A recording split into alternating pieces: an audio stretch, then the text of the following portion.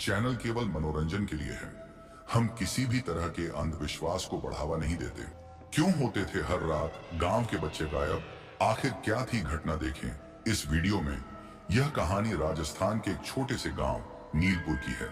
गांव का यह नाम वहां के नीले आकाश और दूर तक फैले रेतीले मैदानों के कारण पड़ा था। गांव में जीवन शांत और सरल था, लेकिन एक घटना ने वहां के हर इंसान को खौफ से भर दिया। सब कुछ ठीक चल रहा था, लेकिन एक रात गांव के बाहर रहने वाले मोहन का 8 साल का बेटा रघु अचानक गायब हो गया।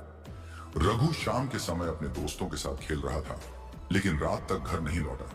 पूरे गांव ने मिलकर उसे ढूंढने की कोशिश की, पर रघु का कहीं कोई पता नहीं चला। अगली सुबह गांव के पास के जंगल में रघु के फटे कपड़े और खून के धब्बे मिले, लेकिन उसकी लाश नहीं मिली। यह घटना गांव वालों के लिए पहली बार थी, लेकिन यहीं यह सिलसिला शुरू हुआ। इस घटना के बाद हर हफ्ते किसी न किसी घर का बच्चा गायब होने लगा। बच्चे अचानक रात में बिना किसी आवाज के लापता हो जाते। गांव वालों ने सोचा कि यह किसी जंगली जानवर का काम हो सकता है, लेकिन जब तीसरे बच्चे की गायब होने के बाद उसके शव के टुकड़े गांव के कुएं के पास मिले, तो सबके रोंगटे खड़े हो गए। गांव में अफवाहें फैलने लगी। किसी ने कहा कि यह एक आदमखोर राक्षस का काम है, तो किसी ने इसे किसी श्रापित आत्मा की करतूत बताया। गांव के एक बुजुर्ग दीनानाथ ने बताया कि सालों पहले इस गांव में एक तांत्रिक आया था। उसने गांव वालों से कहा था कि वह उनकी हर समस्या का समाधान कर सकता है, लेकिन जब लोगों को उसकी काली ताकतों का पता चला, तो उन्होंने उसे गांव से निकाल दिया। तांत्रिक ने जाते जाते गांव को श्राप दिया था, यहाँ हर रात कोई ना कोई मासूम बच्चे की बलि देकर मेरी आत्मा को शक्ति देगा। जब तक यह चक्र नहीं रुकेगा, गांव चैन से नहीं रहेगा। तब किसी ने इस बात पर ध्यान नहीं दिया, लेकिन अब ऐसा लग रहा था कि तांत्रिक का श्राप सच हो रहा है। गांव के सरपंच ने फैसला किया कि वे मिलकर इस आदमखोर को पकड़ेंगे। गांव के कुछ साहसी लोग, जिनमें नौजवान राजू, बलवीर और शिकारी रघुवीर शामिल थे, ने जंगल में जाकर आदमखोर को ढूंढने का निश्चय किया। रात में उन्होंने जंगल में जाल बिछाया और एक बकरी को चारा के रूप में बांध दिया। उन्होंने खुद पेड़ों के पीछे छिपकर इंतजार करना शुरू किया। आधी रात को झाड़ियों से कुछ अजीब सी आवाजें आने लगीं। जंगल में सन्नाटे के बीच अचानक एक भयानक काला साया प्रकट हुआ। वह कोई जानवर नहीं, बल्कि एक इंसानी आकृति थी, लेकिन उसकी आंखें लाल लाल जल रही थीं और उसके हाथों में लंबे लंबे नाखून थे। वह बकरी की तरफ बढ़ा और जैसे ही उसने उसे पकड़ने की कोशिश की, राजू ने अपनी मशाल जला दी। आदमखोर तेज दहाड़ मारते हुए पीछे हट गया।